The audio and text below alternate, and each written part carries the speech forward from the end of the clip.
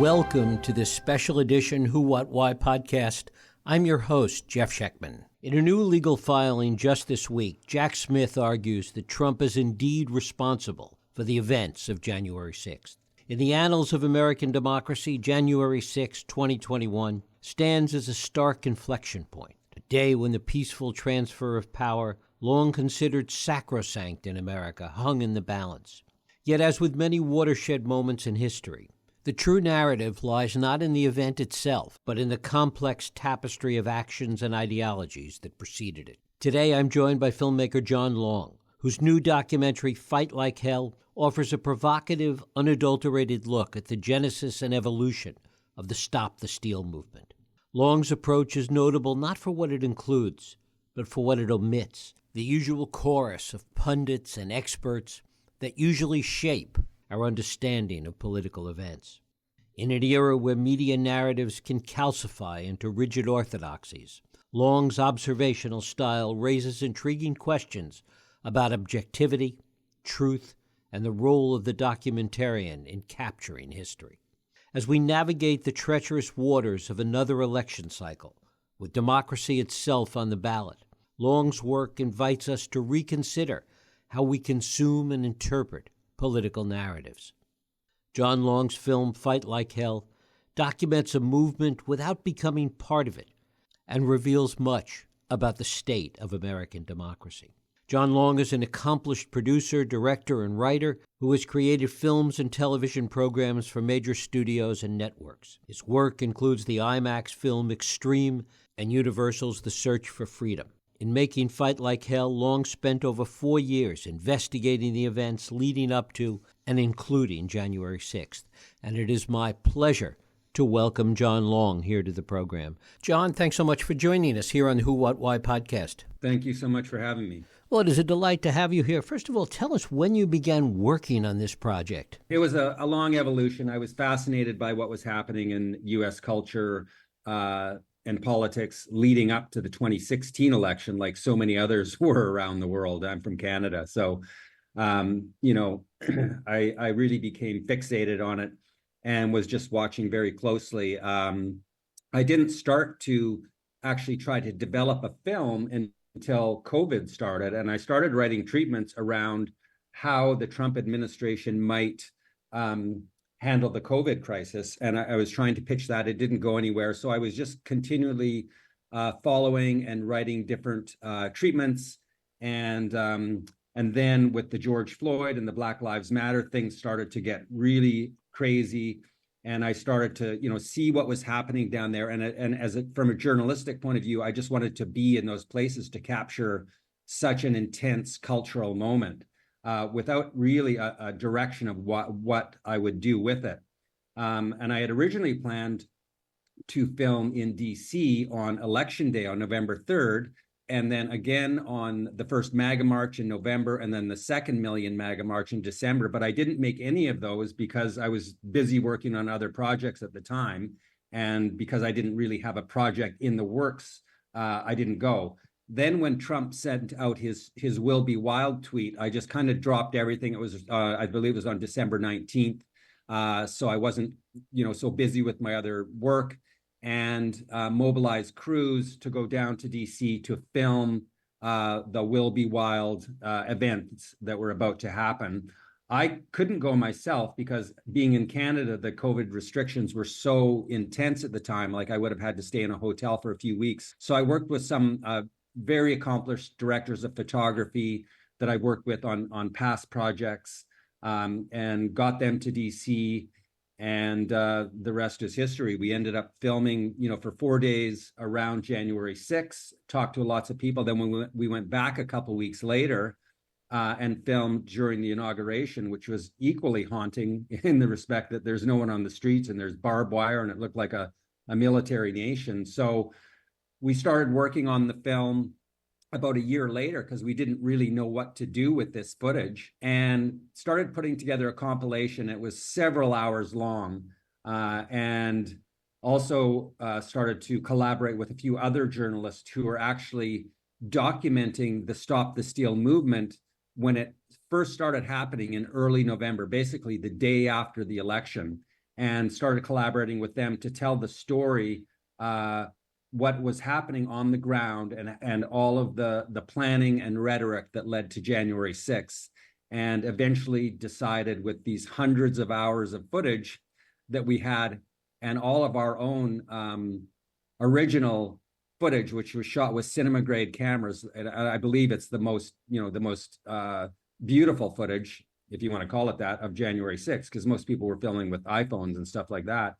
And we decided, let's make a 90-minute movie, because that way we can really tell a story, give context, and approach it in a way that will show people rather than tell people what happened. So that's what we decided to do. Much of the footage that was shot on January 6th, both iPhone footage and some of the network and television footage, has subsequently been subpoenaed. Talk a little bit about your footage and whether or not it was and provided any additional information to law enforcement.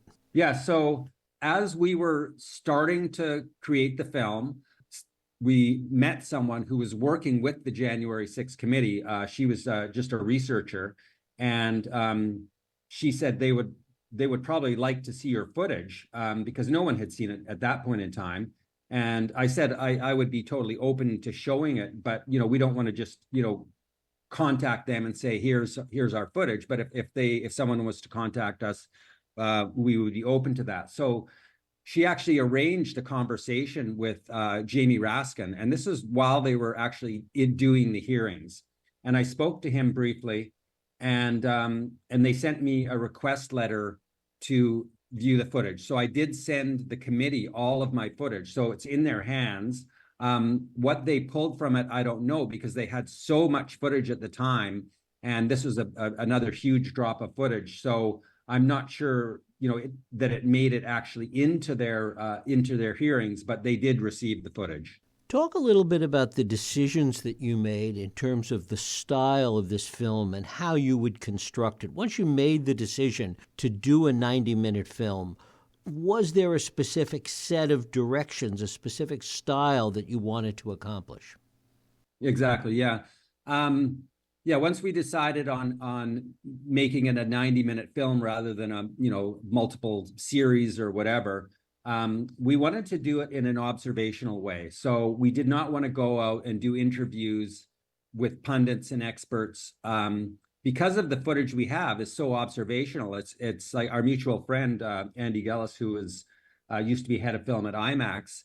It really kind of falls into that IMAX style of filmmaking, where you want to put people in a place that they would otherwise not be able to go, and do it in an immersive and visceral way. So we wanted to do that.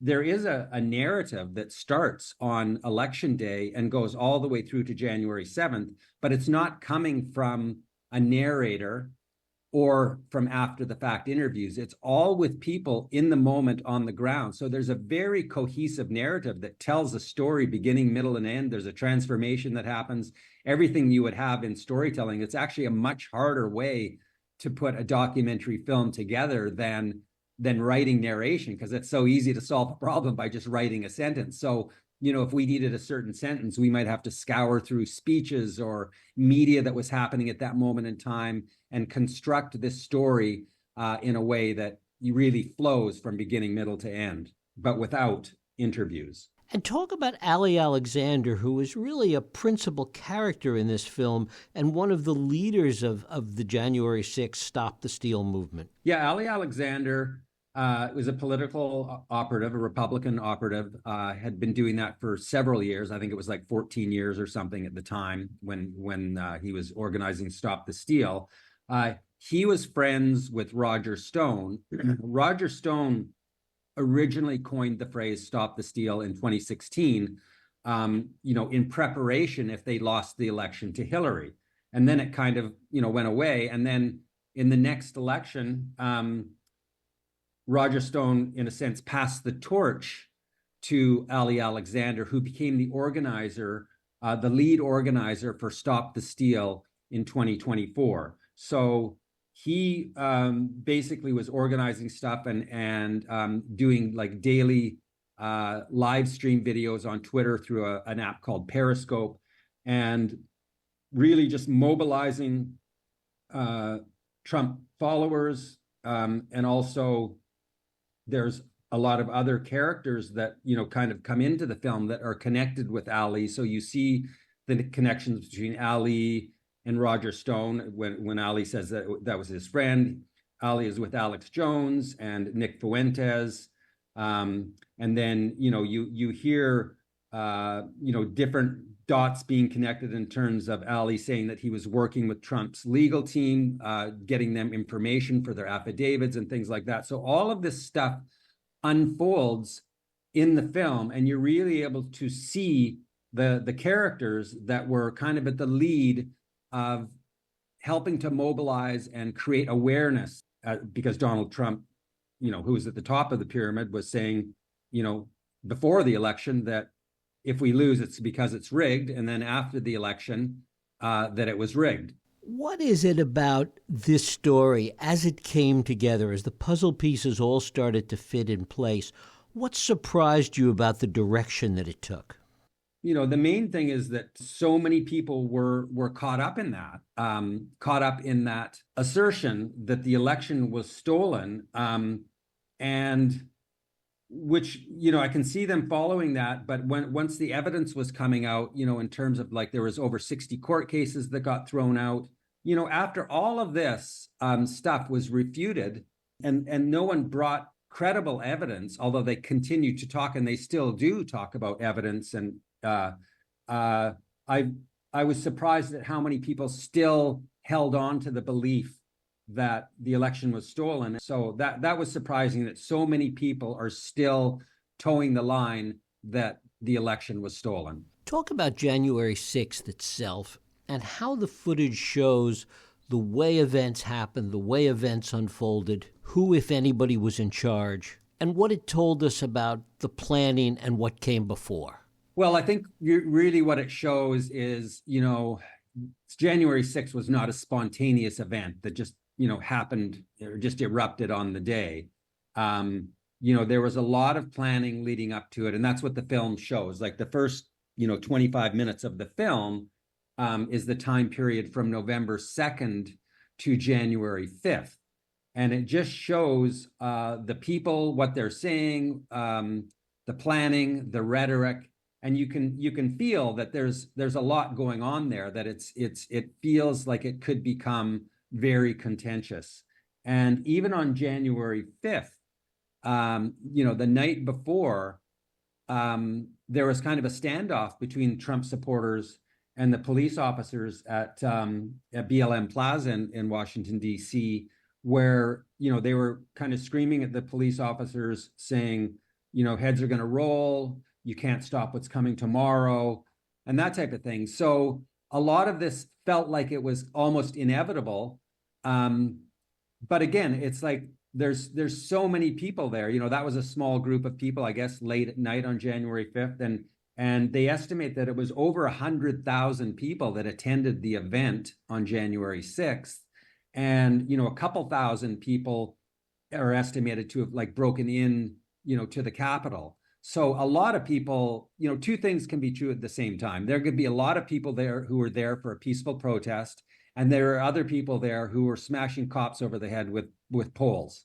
So I think a lot of the problem comes in the media, on either side of the media, is when they take stuff out of context. Like if someone shows someone peacefully walking through the Capitol with a police officer beside them, and they talk about that as a story, and then someone else talks about the story where there's this body cam footage of a police officer getting the hell beat out of him, rather than putting it all in context and saying two things can be true at the same time. It's peaceful protests are great.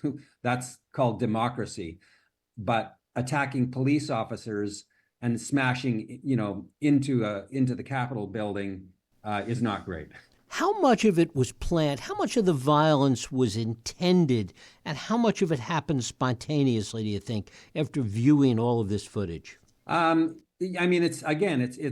It's different for everyone. I'm sure some people had no intention of smashing in or even going into the Capitol, and they got caught up in the moment. There was other people who were probably there and they wanted to be violent. They knew what they wanted to break in. And there's a lot of people who just went there to have a peaceful protest. So I don't think that it was absolutely a spontaneous thing. I think for some people that this was planned. And there are parts in the film where you see people actually talk about going right into the Capitol. And so I think, again, it's different it's a diverse group of people with different intentions. And talk a little bit about how you have gotten the film out there into the public and made it available to people to see. So we were working on this for a few years. It was definitely a struggle to get this made as an independent filmmaker. Distributors and platforms, for the most part, were not interested in being involved, either because they were either doing their own films or they just did not want to touch something that was such a hot potato, a political hot potato. And so we just kind of cobbled it together on our own, and we got it done a few months ago. And we thought, the best thing to do in terms of getting it out there, and there was different options, like you can put it out on iTunes, or you can put it on YouTube or whatever. We decided we wanted to put it out on YouTube at least until the election and probably the inauguration, so that people can see it, because it's a social impact film. And we basically want it to inform the electorate about what happened, so that they can see what happened without someone telling them what happened, and that can inform their decisions coming into the next election. Now that you have seen this story in its totality, to what extent was the reality of what happened as depicted in the film, to what extent was that different or the same than what the media narrative was in the immediate aftermath? Well, I mean, the immediate press narrative was, again, like so much that we hear in the press now, everything is so monolithic, right? So everyone there is a insurrectionist. So that is going to turn off a lot of the people who were there, who were peaceful protesters. And yet still there were people there who were hammering on cops. So I think that's kind of the biggest problem, is they don't explain as well as they should that there are different things happening at the same time there. And talk about the impact that this film has had on you, and how you, as a Canadian in particular, how you view the state of America today. Well, I think, as a Canadian or people around the world, they're watching, because this is such a critical election. And, to see those images on January 6th was just so astonishing for everyone in the world. So I think everybody's really watching to see what's happening. And there's so much rhetoric right now around, and it seems to be getting more and more violent, the rhetoric. And there's also, the planning of the Stop the Steal that could happen again. If Kamala were to win, then it's going to be contested. And, either way, I think there's going to be a lot of tension. So we're all watching and just, hoping that, from a filmmaker's point of view, I just hope that people come away with that, political violence is not acceptable. Protest is great. People need to disagree, because that is, the essence of democracy is people with completely different perspectives, but being able to communicate respectfully with each other. And that transformation actually felt like it happened on January 6th. So at the evening of January 6th, after Trump told people to go home, you had these leaders in the Republican Party like Mitch McConnell and Lindsey Graham, and then people on the media like Sean Spicer and also Kevin McCarthy saying, this is un-American. This is totally unacceptable. We have to have a peaceful transfer of power. And then within a week or two, it was back to, no, we're back on board. We think it was stolen. So I'm just, hoping that people can see this film as a precursor to what could happen again, and help them understand the various things that are at play the last time around, to better inform them about what's about to happen. And finally, Jon, enough people have seen the film at this point to engender enough reaction to begin to measure and ascertain what that is. Talk about what the reaction to the film has been so far. So it's on YouTube, and anyone can go watch it for free. And I mean, there's thousands. I think there's almost 5,000 comments. So you can just start reading through the comments. But generally speaking, the thing that comes up the most is that everyone is saying, or people are saying, everyone needs to see this film. That this is, we can't let this happen again. And that's pretty much like the overall what the comments are reflecting, and what a horrible day it is. But the comments are very encouraging, very supportive, in terms of people really appreciate that the film got made, how it was made, in a way that is observational, so that it really any audiences can watch it. It's coming from an independent point of view. It's not coming from a right or a left.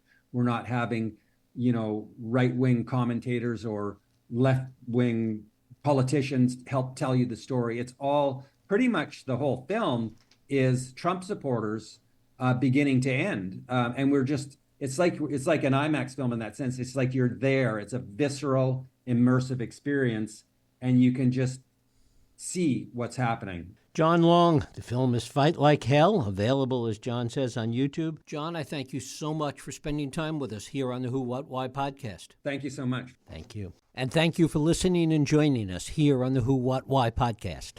I hope you join us next week for another Who, What, Why podcast. I'm Jeff Sheckman. If you like this podcast, please feel free to share and help others find it by rating and reviewing it on iTunes. You can also support this podcast and all the work we do by going to whowhatwhy.org/donate.